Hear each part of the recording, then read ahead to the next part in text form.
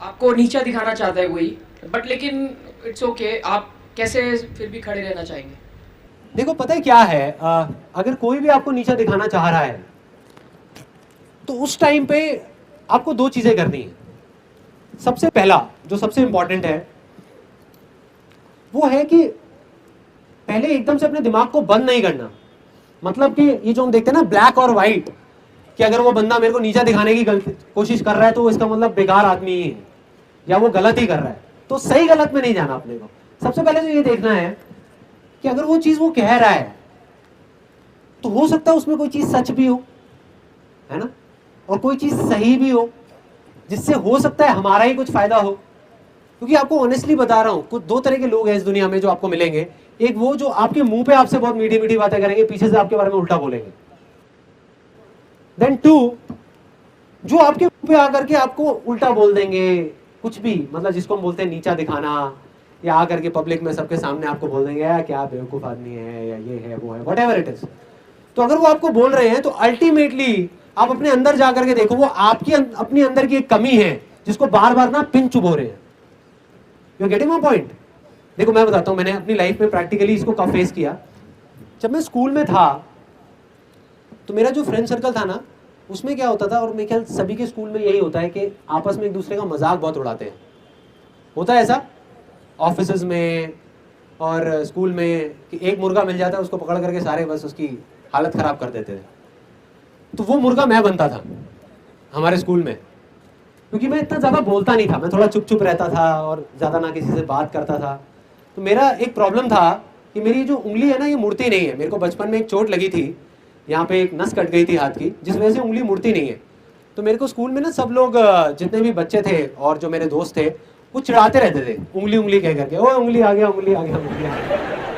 तो कहते थे ये ले घी निकालियो जरा। Literally you can't even imagine. एक दिन एक बंदा घी खरीद के लाया था, एक लीटर का एक कैन खरीद के लाया, काट करके कहता निकालियो जरा घी। कहता नहीं इस उंगली से नहीं, अपनी इसी उंगली से निकाल। तो आप सोच के देखो मेरी क्या हालत होती होगी। मैं ना लड़ता था लोगों से, मैं इरिटेट हो जाता था ऐसे लोगों से। मैं लड़ता था, लड़ता इन द सेंस कई बार तो बातों से लड़ता था, कई बार हाथों से भी लड़ाई हो जाती थी। मतलब इरिटेट हो जाता था, और जितना मैं इरिटेट होता था उतना ही मेरी प्रॉब्लम्स और बढ़ती थी, उतना ही वो लोग और मेरे पे हावी होते जाते थे।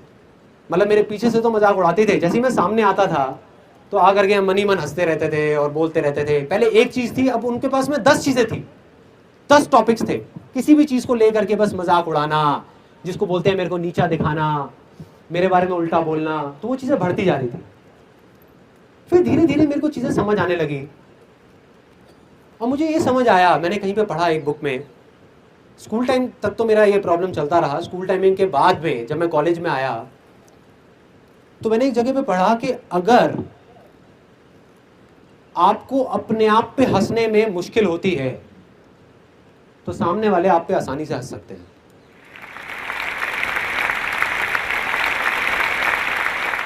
If you find it difficult to laugh at yourself, others will find it easy to laugh at you. जब मेरे को ये चीज समझ आई तो मैंने अपने अंदर चेंजेस लाने शुरू करे। मैंने क्या करना शुरू किया, अपना ही मजाक उड़ाना शुरू कर दिया। उसके बाद में मैं दोबारा मिलता था अपने उन स्कूल के फ्रेंड से, तो जैसे ही मैं जाता था तो मैं खुद का मजाक उड़ाता था। अगर वो एक चीज बोलते थे तो मैं अपने बारे में 4 चीजें बोलता था। मैं बोलता था देख यार सिर्फ ये ही नहीं, मेरे तो ये भी प्रॉब्लम है, देख मैंने तो अपनी ग्रेजुएशन भी पूरी नहीं करी यार, मैं तो अंडर ग्रेजुएट हूँ, मैं तो ये हूँ, मैं तो वो हूँ। एक स्टेज ऐसी आ गई थी जब जा करके उन्होंने हाथ खड़े कर दिए। उन्होंने कहा यार क्या इसके साथ तो मजा ही नहीं आता, ये रिएक्ट ही नहीं करता। You getting my point? मतलब मैंने इसका क्या सोल्यूशन निकाला कि बजाय उस चीज को उल्टा लेने के, तो प्रॉब्लम उनमें नहीं थी, उनका तो वो जो काम था वो कर रहे थे, प्रॉब्लम मुझ में थी, क्योंकि मैं रेजिस्ट कर रहा था उन चीजों को। तो जैसे ही मैंने रेजिस्ट करना बंद किया वो चीजें भाग गई, सारी गायब हो गई। आज मैं उन दोस्तों से मिलता हूँ, आज भी अगर मैं उनके साथ में बैठता हूँ, मैं अपना मजाक उड़ा रहा होता हूँ, वो मेरा मजाक नहीं उड़ा रहे होते। मैं खुद बैठ करके अपना मजाक उड़ा रहा होता हूँ हर एक पॉइंट के ऊपर कि देख मैं कितना बेवकूफ़ हूँ, कितना गधा हूँ, क्या क्या मैंने बेवकूफ़ियाँ कर रखी हैं, देख मैंने ये नहीं किया वो नहीं किया। इसलिए कोई मेरे पे नहीं हंसता। और आज जो अपने आप पे नहीं हंस रहा उस पे सारे हंस रहे हैं, उसको सबने पकड़ रखा है। तो यही दुनिया का असूल है यार। Next question. सर मैं जो करता हूँ वो कॉन्फिडेंस नहीं होता कि ये सही कर रहा हूँ कि गलत?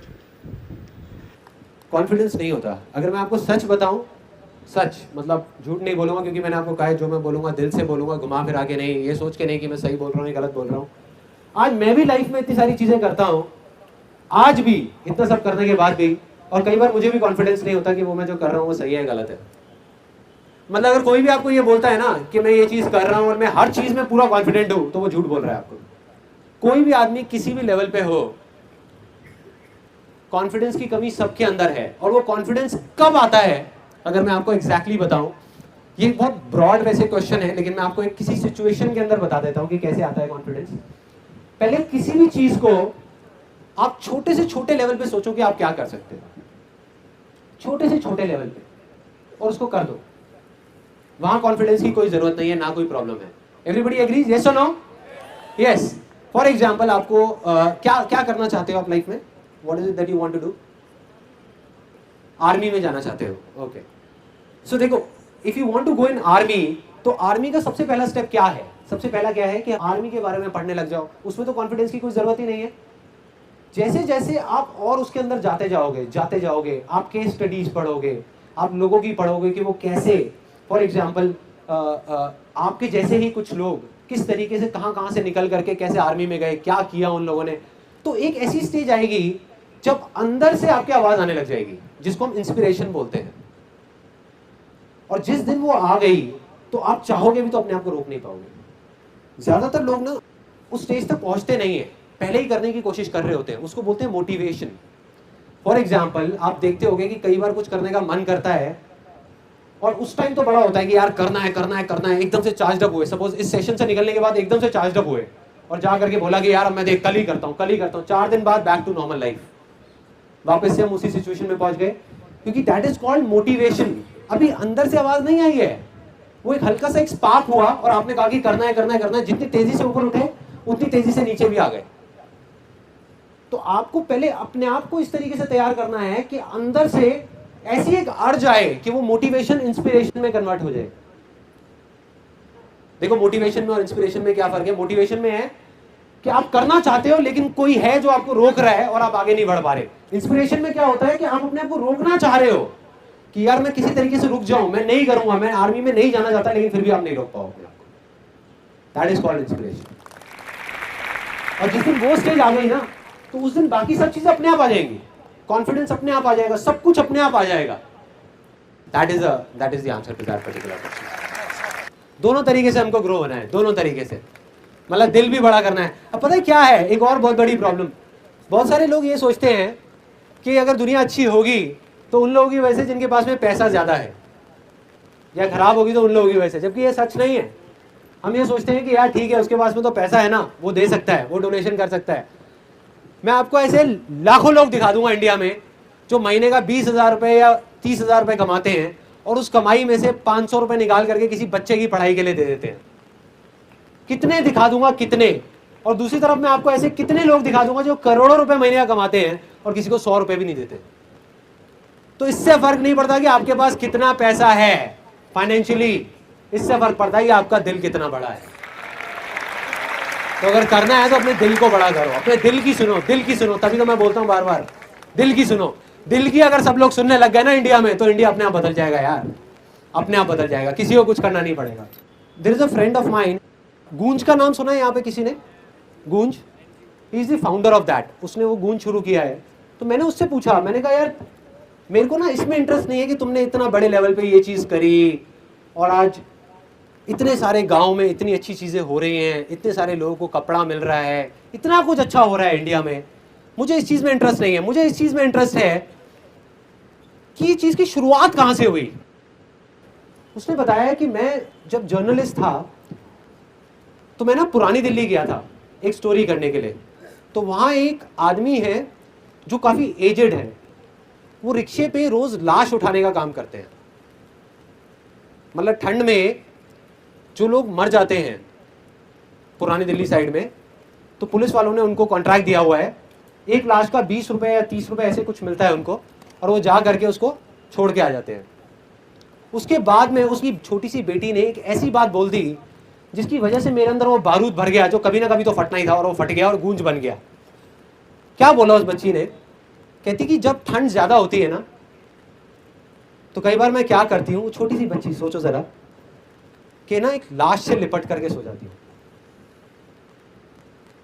एक लाश से लिपट करके सो जाती हूँ, क्योंकि कम से कम वो लात नहीं मारती, वो मारती नहीं है पलट करके। और ये सच्ची कहानी है।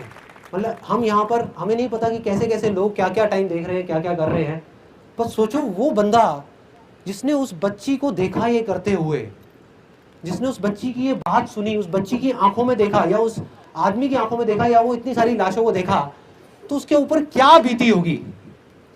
और फिर उसने जो किया, क्या वो आपको बड़ी चीज लगती है ये देखने के बाद में?